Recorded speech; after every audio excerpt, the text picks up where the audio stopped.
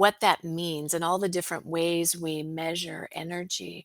And to your point, if I can, you can, all of your listeners, we can decide what kind of a leader do I want to be? And that's an inside job. That's not dependent on the external circumstances at all. Hello and welcome to the Business of Happiness podcast. Mm. I'm your host, Dr. Tarryn MacCarthy, and today with us we have a very, very exciting guest. I'm excited because I've been looking forward to having Dr. Chris Johnson on the show. She is the founder of Q4 Consulting. She is a coach and a speaker and an author of a brand new book called Leadership Pause. But she really focuses on supporting her clients, leaders, men and women in the business world, making big waves Mhm. and leading big teams, supporting them with mindset shifts, patterns of recognizing their patterns of stress, and then integrating some emotion work and feeling into their bodies and recognizing the power that they have within themselves to make these big changes for greater awareness and more impactful leadership. So thank you, Mhm. Chris. I'm Oh, you're so welcome. excited to have you here.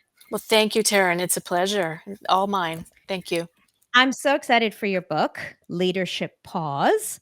And I love the title of it. And it actually speaks to something you speak quite a lot on, which is paying attention and Mhm. pausing, Yeah. which is not what leaders generally do. We tend to just go on to the next thing and Mhm. check off boxes and keep moving, moving, moving, putting out That's right. fires. Right. So tell us a little bit about how you came to this book Mhm. and a little bit about the title. Yeah, thanks for asking. So, the book, the title found me about 10 or 11 years ago when I was actually working with a business coach myself. And I was in the middle of the first step in the shift that I was about to make, which it really had a lot to do with mindset and zeroing in on purpose. And so I was working with this particular coach.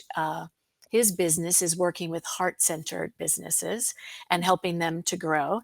And so I was working with him and really saying, hey, the folks that I tend to see and really love working with, and actually I'm part of the group myself, we'll just say, are hard charging, ambitious, love what we're doing, but really kind of can get in over our heads.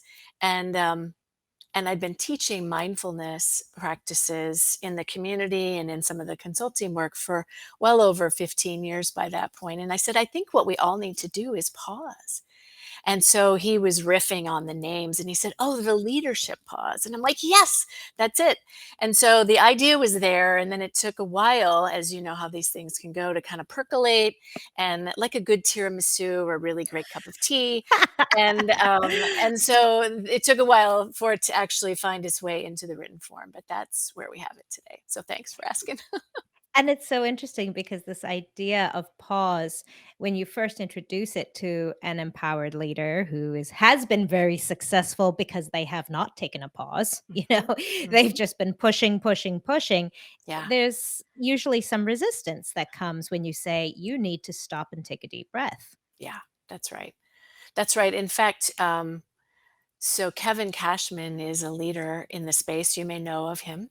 He's written some about pause as well, but he has a great quote that I latched onto some years ago. And it goes something like this. I might not get it quite right, but he said, like, why would a hard charging, achievement oriented, ambitious professional pause to accelerate growth and performance? And then he has a long pause. And then he says, because you need the pause to sort through the complexities today of all that's coming in at us. We live in the VUCA world: volatile, uncertain, complex, ambiguous. There's increasing complexities.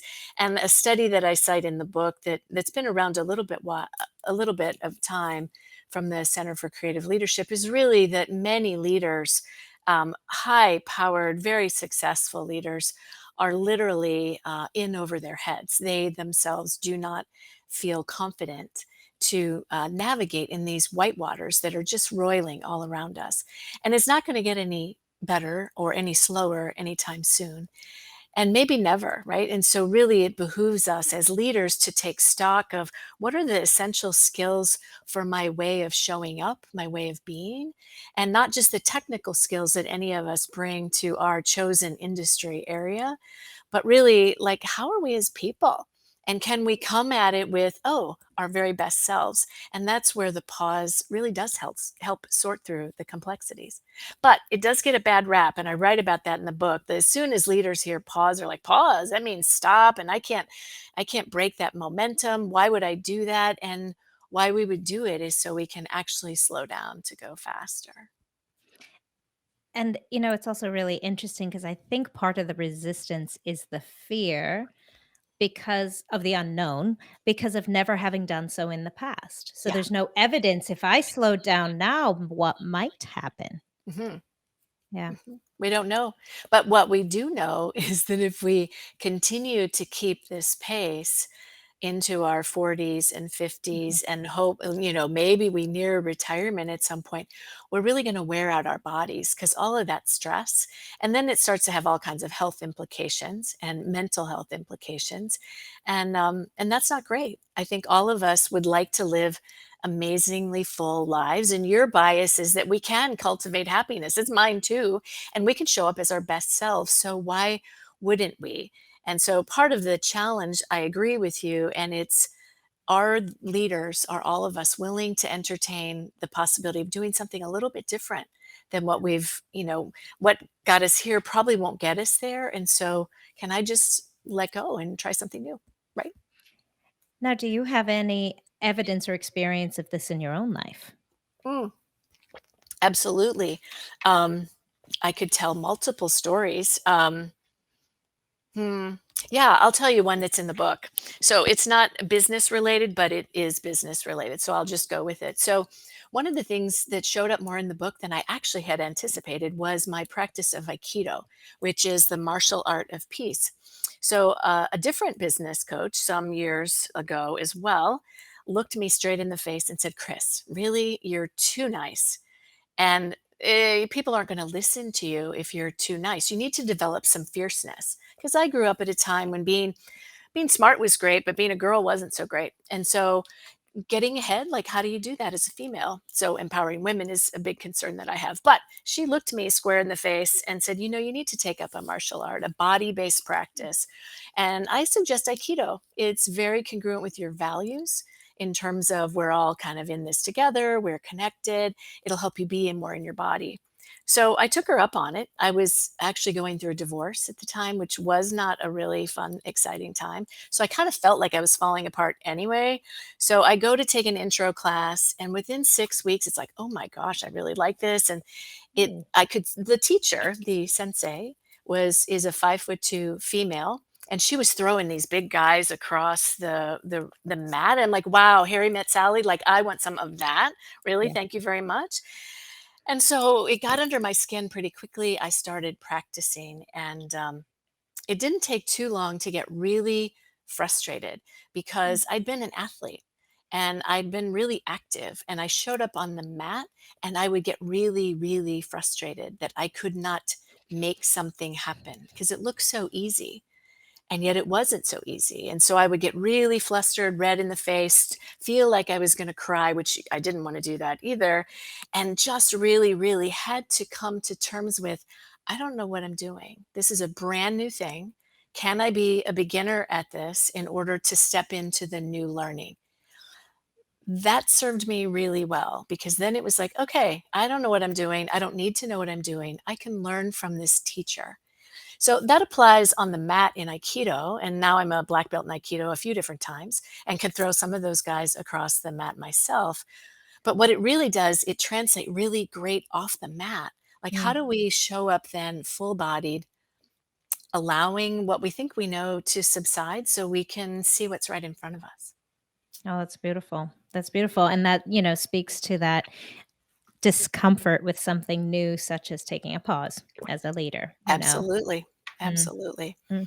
You also mentioned when you were talking about Aikido is listening to your body Mhm. and being present and aware for your body. And that's another thing that's very new and uncomfortable for many leaders who are brilliant minds, Mhm. used to using logic and Mhm. intelligence for Right. getting them as far as they've come, Mhm. and now and very possibly having dissociated from listening to their bodies. We all have that Mhm. very clear memory of when you get to the end of the day and you can't even you didn't remember to feel that you need to go to the bathroom, like you're going Mhm. to burst. Mhm. You've just lost paying attention to your body altogether. You just Yeah. push through the day and now you're about to burst. Yeah, exactly. So we all have that experience as high achievers, but speak to us a little bit more about the power of paying attention and learning the new art of paying attention to your body's messages. Yeah. So the culture we live in puts a prime value on cognition and our mental capacity. And our schools and educational systems tend to do that as well. So it's not like any of us are, it's a problem for any of us or we've done something wrong. It's the water that we're swimming in, right? And so we've all come by it quite naturally. But what we do know is that we all live in bodies and we all have sensations that are ongoing and regulating. Our body is a giant homeostatic sort of regulator, right? And so we don't notice, to your point about, oh my gosh, I really have to use the bathroom now because I've been paying attention up here versus down there in the rest of the body below the neck. So a big area of somatic intelligence, embodied learning, and embodied leadership is being explored. I've been in that space for almost 20 years myself, and it's been profound because we can get mentally in a twist. I know I certainly can, and most everybody I know can get in a twist and like, oh, we're making up stories, etc., about what's going on. But if we can pause and really feel into a few things, the breath, like where do we notice it the most? Where do we notice the tension that we're holding? Because most of us don't realize how much tension we actually hold.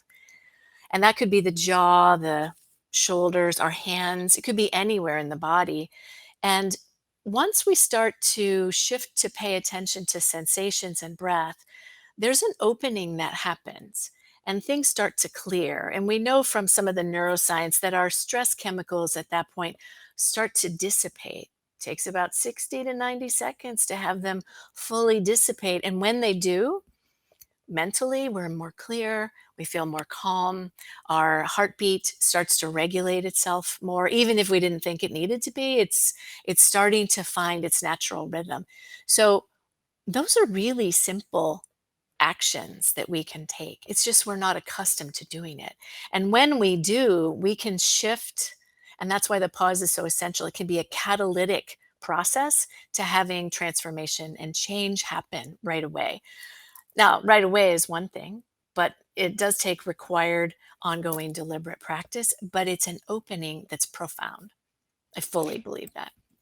And I think you've also mentioned there that understanding that it's an ongoing practice and giving yourself permission for time to integrate it, because Mhm. possibly for 40 years you've been unlearning the process of listening to your body. So it's going to take That's some right. time to Right. make that a natural Mhm. habit pattern again. Yeah, absolutely. And that's the option there for, you know, part of what we learned under the pandemic, Taryn, of the last few years. I'd be curious what you think about this. Part of what I think we've learned is the exquisite need for empathy and compassion for not only other people around us, but for ourselves in order to be effective leaders. And so by slowing down and really tuning into, I'm not going to get this right all the time. In fact, it's a new ongoing practice and I don't exactly know what I'm doing, but I'm gonna give it my best shot and see if it can open up space for oneself and open up space for how we converse with others at the office, in the boardroom, in the community, at church, wherever we are, right? Oh, it's very powerful. I love this quote that I pulled right off of your website. Mm. By feeling more, we opened the door to being less reactively bound to old ways of coping and more responsive to meeting the need of the moment. Now, I know that quote, I'm taking it a little bit out of context, but I think it applies here as well in Mm. terms of feeling and listening to your body. Oh, yeah. Mhm, It sure does. And what happens is often, and you may have experienced this yourself because I know that you promote mindfulness meditation practices as well. But once we start actually tuning in to feel ourselves, both on a sensing level and an emotional level, often I hear people say, I didn't realize I was so tired. I mhm, didn't realize I had to, like, I don't have to worry about this thing. I keep like going monkey mind around. And what's really important to me is this, my kids or my mhm. partner, or, so there's a little bit more space that opens up when we tune in to the body in unexpected ways. And that's when we start to see ourselves in other people. That's Absolutely. when we can see that when we're having that conversation with someone else and we say, "Oh, just like me, she's just reacting maybe in this moment. Mhm. Maybe she's just exhausted and doesn't realize it, hasn't listened to her body." And now Exactly. we can start being a different type of leader. That's right. That's right. We can be much more compassionate and empathetic. And that's just like me is a practice I'll often have people do. You might do it too. I see that smile on your face. So, hey, this week, part of your homework is just to go out and spend a little time at the park, in the mall, at the food court, wherever you are in the boardroom, and start to just notice maybe somebody else is just like me in Mhm, all these various ways. And that really does something for perspective taking, mm. standing in another's shoes, empathy, which leads to ultimately to happiness because we can drop into what really matters, which is being connected. Absolutely. I The other thing I love about Just Like Me is there's also a lot of self-compassion in it. Yes. Oh, that gives me room for making mistakes as well. That gives Yeah. me room for learning along the Hmm. way. That's right.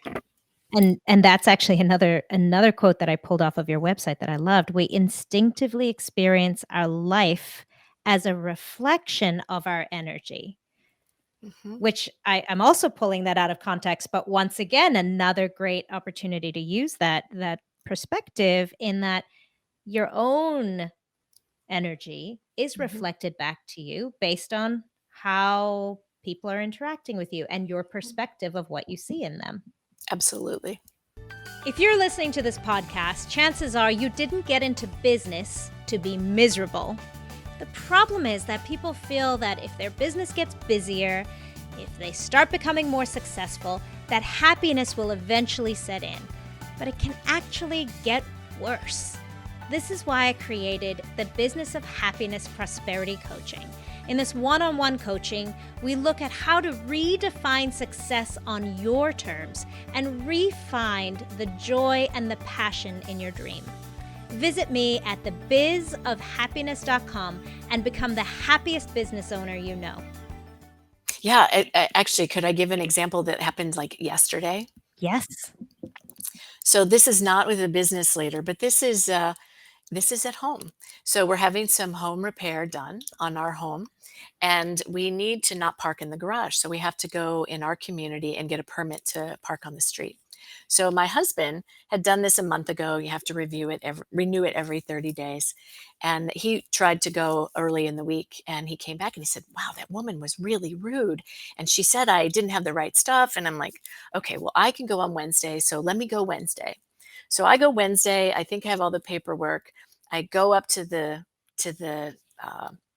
area that I'm supposed to talk to this gal. And the first gal was really nice. And then I met Miss Rude. She was really rude. She was very, very rude. And I'm like, oh, I know exactly who he met at the village the other day. And I didn't have all the right information. But I'm like, you know what? I am choosing that I am not going to be in a bunch or a twist about this. I have the time. I'm going to choose to show up how I want to show up, which is open hearted. I don't know. Maybe she's just like me. She's had a difficult week. Who knows? I'm going to give her the benefit of the doubt.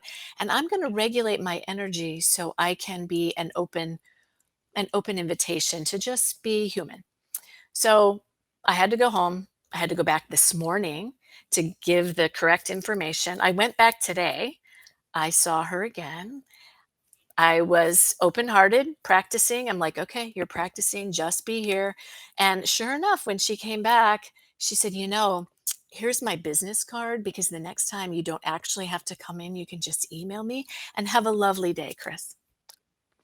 So what was astonishing, it was like she was like, on a 1 to 10 scale of rudeness, she was probably a 9 plus on the rude scale the Wow. other day, and it was like, "This I'm gonna show up so as to be at least be an opening," right?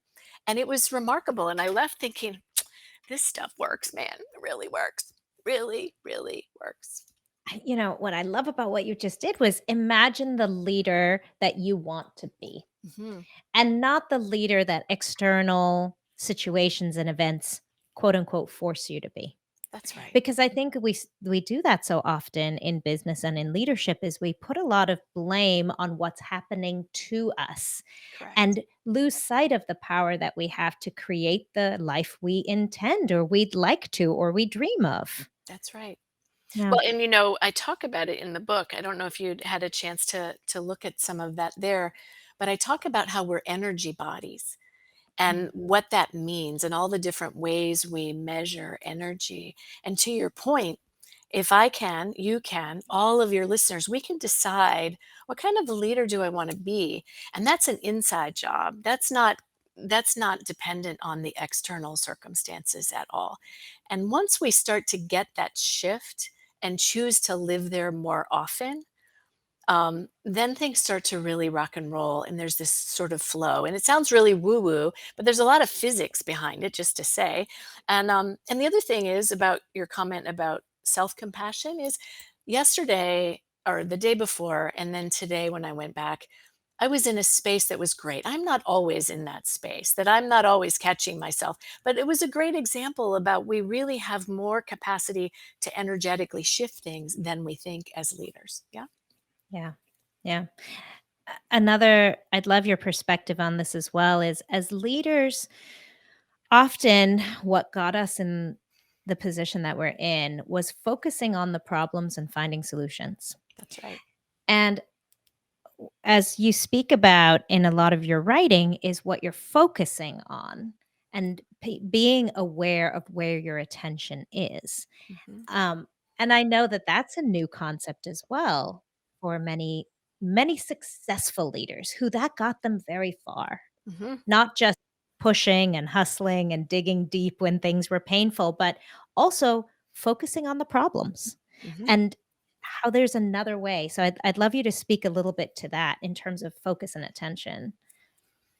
Well, so one of the adages that I talk about a lot, I didn't make it up, so it's come from teachers of mine and mentors over the years, but energy really does follow attention.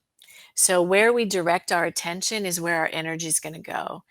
And further, um, choice follows awareness. So now I shift my attention to an outcome I'd like, and now I'm aware of a situation. I can label it a problem, or I could label the same set of circumstances an opportunity, even if I don't really know about it.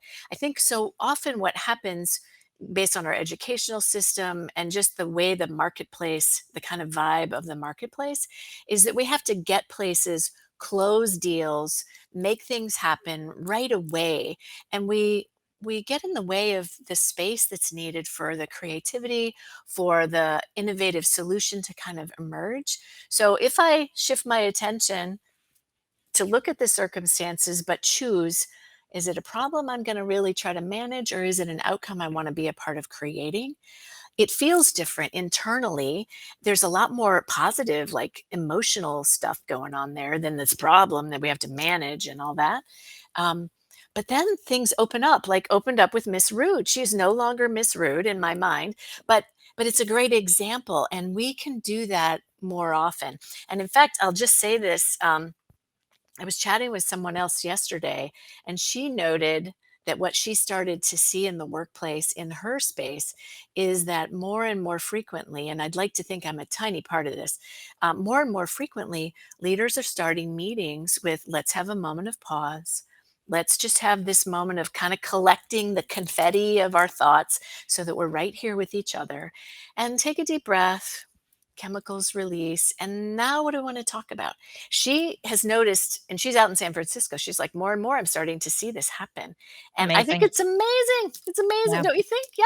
Oh, it's amazing, and how cool if we could teach our kids that from the very beginning. Mm-hmm. If we could start implementing that in schools. Yeah. Absolutely. Just Absolutely. the power of regulating your nervous system so that you can access those Yes. that greater wisdom that you do have. And, Yes. it's the other thing that I think comes along with not knowing to do that is a lot of shame. I don't know if Mhm, you've seen a lot of this yourself, Dr. Chris, but mhm, at least in the medical and dental professions where we really have taken an oath to do our best. mhm, And even as leaders who are passionate, they've tried, this has been their dream to be a mhm, leader of a team. When we make mistakes or when we act out of alignment of that person we'd most like to be, there's a lot of shame mhm, attached to that. And that feels mhm. heavy over time. And Yes. that's where that adds to that kind of imposter syndrome you were alluding to at the beginning, where you just feel like, I Mhm. have to do this. I'm pushed to the limit every time. And then I have to Yeah. react negatively. Mhm. Well, we because those of us who lead and wanna lead well in whatever capacity, we put a lot of pressure on ourselves to do it the way that we think external society expects it. And so it's a real kind of, the analogy I use a lot is being a leader. A conscious leader is like a lot like playing an instrument, a stringed instrument. Because I years ago I thought, this was high school, so it was a long time ago. I decided I wanted to play the classical guitar, so I took lessons, got a guitar. And so I didn't stick with it, just saying. But Oh, it's such a beautiful instrument, by the way. What beautiful music. it is, it's beautiful, and I'm like, "Oh, Mm. that would be really great to do." What I took away from it, though, is that when you learn to tune an instrument, so let's say my guitar, you tune it, and if you tune it too tight, if you tighten the strings too tight, they break, they're really brittle. If you don't tighten them enough, they're sloppy and they don't make any sound. Has to be tuned to such a degree that we can play beautiful music. So some degree of tension is necessary and inherent. And if we can welcome that without beating ourselves up that I didn't do it just right, but without beating ourselves up that I didn't meet the bar or whatever that standard is, like that's somewhere in between. It's the Goldilocks thing, right? It's like has to be just right, and giving ourselves the grace to be human about it, regardless of if we're doctors and all of us who are really very we can get very attached to our professional identities. And so loosening that sucker up, like, oh, is there a little more room for what that could look like, and can I be a part of creating how I'd like that to look, right? Yeah, and that it's different for everybody. Absolutely. Absolutely. Yeah, yeah. Mhm. So another fascinating, I really would love to know what this is Uh-oh. that I know, I'm so Uh-oh. excited. Please share with us, what is conscious capitalism? Ah, conscious capitalism has been around for, let's say, maybe 15 years or so. So it started out as kind of a movement. Then there was a book written by John Mackey, founder of Whole Foods, and Raj Sisodia, who is a marketing professor at Babson College. And there were a number of other folks.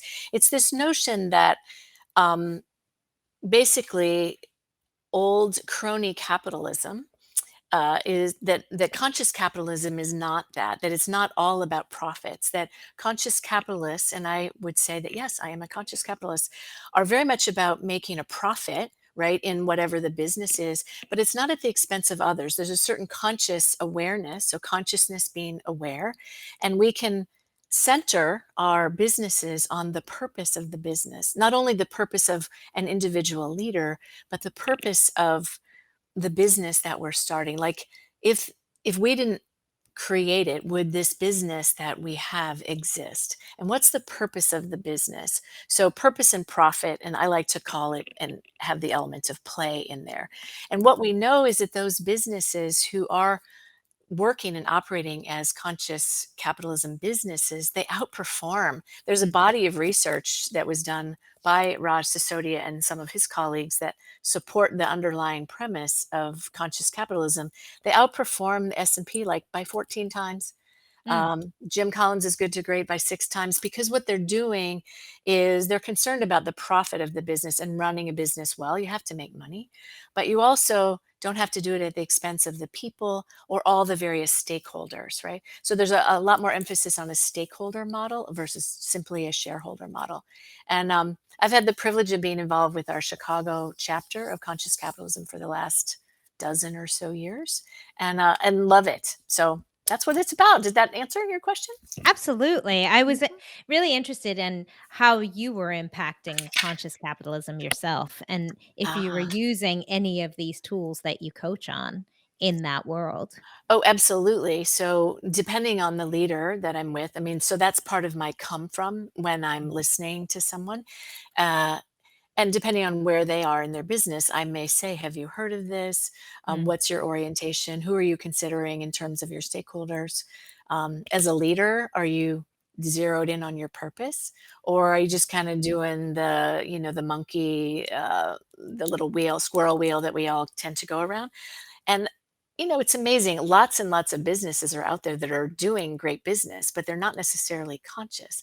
So that comes at a cost for the personal leader, but also for that team, and ultimately even for the business and, dare I say it, the planet, depending upon the business, right? yeah, Mhm. absolutely. Yeah. Absolutely. So I know that you have coming up soon this Mhm. really awesome course called Yeah. Calm the Chaos, which, by the way, kudos to you. I love that title. Calm the Chaos. Okay, good. Man, don't we all want that? Don't we all want that? Well, I didn't pull that one out either. I did some market research, and it's like, okay, this is the title that resonates, like it's resonating with you, right? Absolutely. I think that's what everyone's calling for. Yeah. And so tell us, Calm the Chaos for Busy Professionals. Tell us a little bit about this upcoming course that you have. Yeah. So the course will start in the fall, and there'll be another one in the spring. It'll be an 8-week course. And the overall umbrella of the course is really exactly that. It's taking a look at, like, what's the moment that we're in. And we look at mindset, we look at mood and energy for sure, and how energy is, emotion is a form of energy. So we talk about that. We definitely go through a module on meaning, so zeroing in on purpose. Movement, it's an interactive class, and I teach some somatic body based practices in addition to mindfulness for the workplace. And then we create a roadmap for folks. And in the course of the class, I make a promise that folks will regain some time. Number one, that's a big thing that I hear a lot. It's we don't have enough time. There are too many plates to juggle. So there's that, and some practices to really help folks consolidate and reprioritize how they spend time. And they'll leave with practices to calm the nervous system when we get triggered, because we all get triggered, and how to come back to a more centered place. So all of that's wrapped up. A lot of elements from the book are in the course, and folks will get a copy of the book when they sign up. So it'd be great to have you, other people that some of your listeners, check it out and join. So, Wonderful. So we'll definitely put a link to that course and to the book in the show notes of this episode. So please, if you're listening to this episode and this speaks to you, which I know it is, mm, especially when I tell you there's a possibility of calming chaos, mhm. um, check out the show notes. But for those audience members who are just listening as they're driving, not able to look it up, how can they find you, Chris? Yeah, you can find me a couple different ways. We could connect on LinkedIn. It's Chris Johnson, Q4 Consulting, and I gave you the link, so you can put that in the show notes. You can also go to my website, which is q4-consulting.com, and you can find a little bit more out about what we're up to. You'll find information about the book, but also about the course. Those are great ways. And you could also email me at drchris@q4consulting.com. Awesome. Awesome. Before we leave today, Chris, I'd love to know what is your definition of happiness? Ooh, my definition of happiness. My definition of happiness is to be fully in the moment and welcome it. That would be it. It's So there you beautiful. go. It's Thank you. beautiful. Well, thank you so much for being fully in the moment with us here today and Thank you. yeah, this has been wonderful. And thank you for all the work that you're sharing and supporting and empowering leaders with out in the world. And I'm so grateful that we have you as a resource. Well, thank you for this opportunity. I know we're kind of swimming in a large stream, at the similar stream. So, again, I really appreciate this opportunity and just love chatting with you as well because we're doing very similar work. Yeah. And I want to thank you for that in the world. So, We'll just keep multiplying. Keep okay, multiplying. I love there it. we go. Thanks. And thank you to all of you for joining us today. And remember, when you feel good, that's when you can do good. Bye bye.